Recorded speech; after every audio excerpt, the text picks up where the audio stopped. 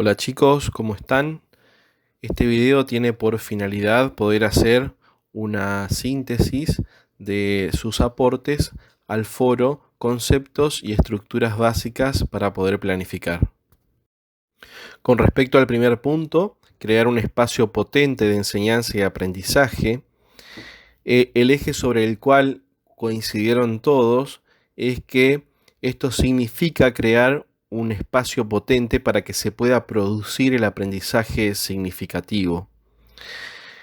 Lo que estuvo muy interesante es que ese aprendizaje significativo no lo relacionaron solamente con el estudiante, sino que hicieron referencia a que ese aprendizaje significativo tiene que estar, o sea, tiene que representar significatividad para el alumno, pero también tenemos que tener en cuenta los contenidos, su contextualización, su ubicación con respecto a otros saberes, también la significatividad respecto al docente y también, y no menos importante, es la significatividad de la clase o del espacio potente de enseñanza y aprendizaje en un determinado contexto institucional que tiene determinado tipo de condiciones y determinado tipo de objetivos, fomentando siempre o buscando fomentar el interés de todos los participantes y que también todos puedan aportar a ese espacio de enseñanza y aprendizaje.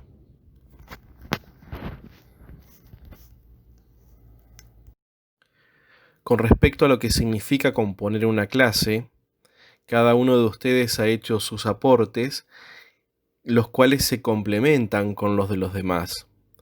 Entonces, podemos decir que la composición de una clase sí exactamente es un puente entre dos construcciones. Por una parte, la enseñanza o la construcción de lo que es la enseñanza por parte del docente, y también la consideración del proceso de aprendizaje de nuestros estudiantes.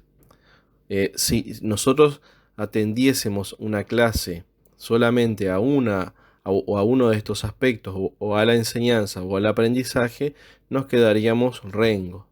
Por lo general, cometemos el error de pensar solamente en la enseñanza, y nos falta la vuelta de poder entender esto o la composición de la clase como la consideración de la enseñanza y el aprendizaje, ¿sí?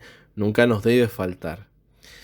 Para poder componer esa clase o para poder tender los puentes entre las dos construcciones, necesitamos la selección, ¿sí?, que ustedes seguramente ya han visto el año pasado, selección de contenido, selección de herramientas, selección ¿sí?, de todo lo que ustedes necesitan para poder construir una clase, pero lo que tienen que tener muy en cuenta es que la composición de una clase requiere siempre decisiones, ¿sí? Decisiones de incluyo algo, dejo de lado otra cosa, pero siempre atendiendo a ese puente que nosotros queremos tender entre la enseñanza y el aprendizaje. Por lo tanto, las propuestas pedagógicas no siempre van a ser las mismas, porque se tienen que adaptar al contexto. Y por otro lado, requiere el diseño de lo que nosotros queremos realizar, ¿sí?, atendiendo a lo que decíamos anteriormente, la enseñanza y el aprendizaje, pero tenemos que diseñar, pensar qué es lo que nosotros vamos a realizar. Pueden surgir miles de ideas, pero en esas miles de ideas tenemos que seleccionar aquellas que creemos que son más convenientes para la clase que nosotros queremos componer. Con respecto a las características de un docente compositor, ustedes resaltaron algunas características. La primera es que debe ser capaz de poder manejar los tiempos. Y esto es muy importante porque no está haciendo referencia solamente a manejar los tiempos áulicos. Es decir, bueno, a ver cuánto dura la hora clase de cátedra y manejar esos tiempos para hacer un inicio, un desarrollo y un cierre. Es cierto, es importante, pero también tiene que manejar otros tiempos, como por ejemplo los tiempos de aprendizaje, ¿sí? También debe manejar los tiempos escolares, porque no es lo mismo eh, una clase en mayo que una clase en septiembre, ¿sí? Y también tiene que ser capaz de manejar o incorporar de alguna manera los tiempos institucionales, ¿sí?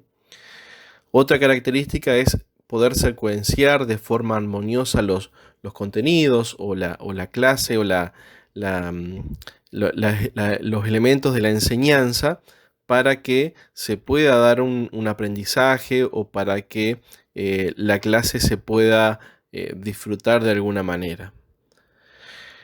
El docente compositor debe orientar a los alumnos a que puedan construir su propio proceso de aprendizaje, ¿sí?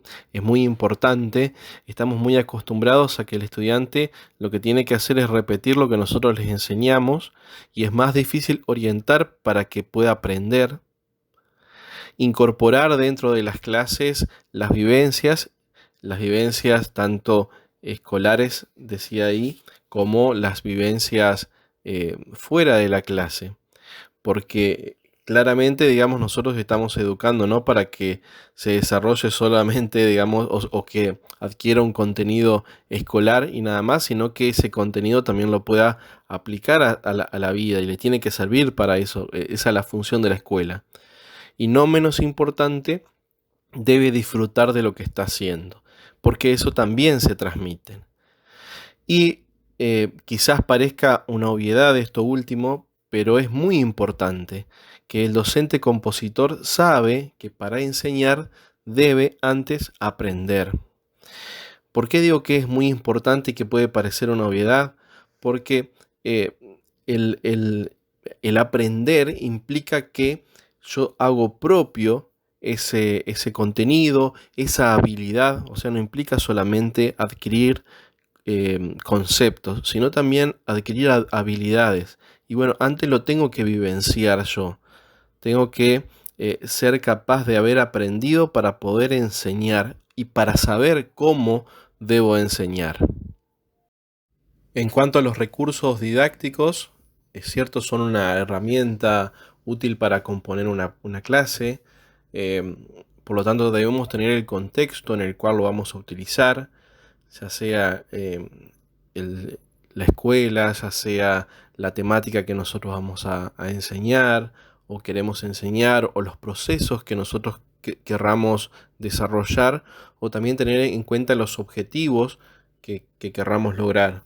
Por lo tanto, tienen que ser una herramienta que realmente potencie la enseñanza, ¿sí? Eso quiere decir que por ahí puede haber ciertas herramientas o ciertos recursos didácticos que puede ser que sean lindos, ¿sí? O que me gusten a mí, pero que si yo lo analizo con respecto a la clase, a los objetivos y al contexto, no son potenciadores de la clase.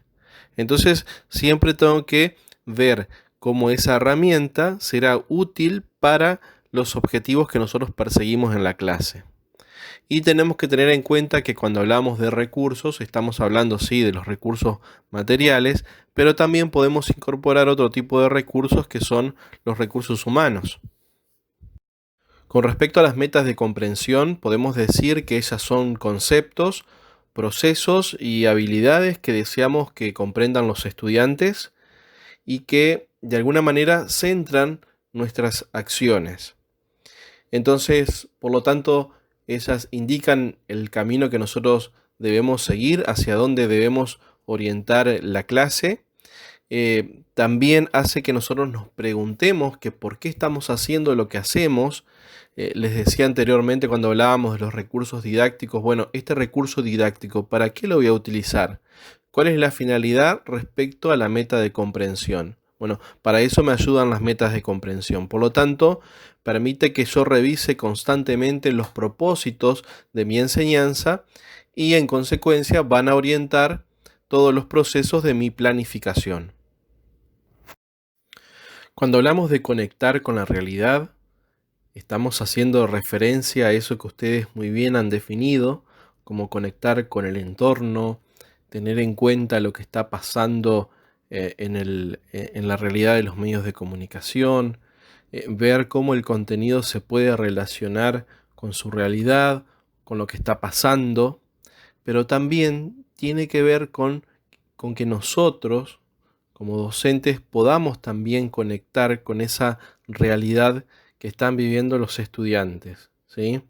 Conectar con lo que está pasando en el entorno social, qué es lo que pasa fuera de la escuela, conectar con lo que está pasando dentro de la escuela, porque puede ser que esté sucediendo algo importante, o que sea algo que sea algún conflicto y que debamos resolver, y para poder ver ese conflicto tenemos que conectar con esa realidad.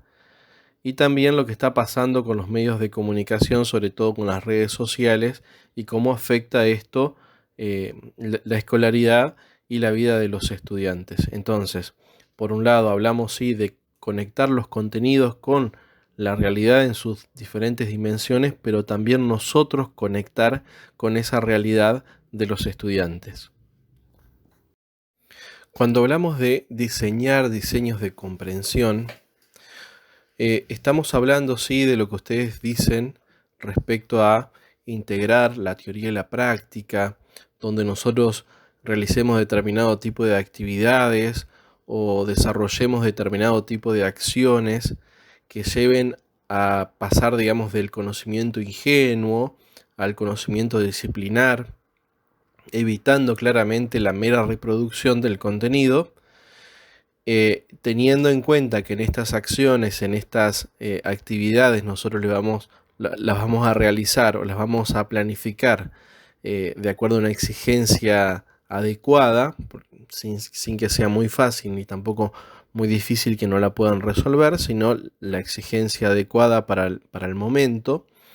Pero no nos olvidemos que cuando estamos hablando de diseños de comprensión, hablamos de esto, de lo que ustedes dijeron, pero también estamos hablando de diseñar desempeños de comprensión que tengan en cuenta los procesos. O sea, yo también tengo que pensar en el proceso que van realizando para adquirir determinado tipo de habilidad, ¿sí? O sea, que no tiene que ver solamente con la actividad que yo hago para que comprendan mejor el tema, sino también para que ellos puedan mejorar en sus habilidades. Por lo tanto, tengo que tener en cuenta el proceso, y lo ideal sería que ellos se puedan dar cuenta de ese proceso, de que hoy están acá y de que mañana han subido un escalón con respecto a esa habilidad que nosotros queremos lograr. Sí, eso sería lo ideal. Pero bueno, siempre en los diseños de comprensión tenemos que tener en cuenta el contenido, pero también los procesos y las habilidades. Con respecto a la valoración continua, esto tiene que ver con el análisis que nosotros vamos haciendo de todo lo que va sucediendo tanto en el aula como fuera de ello, pero que afecta a los aprendizajes, a fin de mejorar y de optimizar lo que está sucediendo para lograr mejores resultados. No tiene que ver solo con el análisis de lo que está sucediendo en el aula, sino que la valoración continua comienza desde el momento que nosotros nos planteamos el objetivo o lo que queremos enseñar, hasta el momento en que nosotros tomamos las decisiones. O sea que esta valoración continua nos tiene que ayudar a tomar decisiones conscientes de lo que vamos a hacer nosotros con nuestros estudiantes. A la vez, la valoración continua, y esto más que nada con respecto al aprendizaje de los estudiantes, se tiene que dar una retroalimentación, o sea, un feedback de lo que está sucediendo, de lo que está pasando, del punto en el cual se encuentra, de qué es lo que tiene que hacer para mejorar, de cómo se siente, de qué es lo que va a hacer para lograr estos objetivos o alcanzar las metas y los desempeños de comprensión. Y creo que esta frase que se las robo a ustedes resume todo esto que acabamos de decir, es que la valoración continua consiste en analizar lo que están aprendiendo los alumnos para optimizar en tiempo real la acción educativa.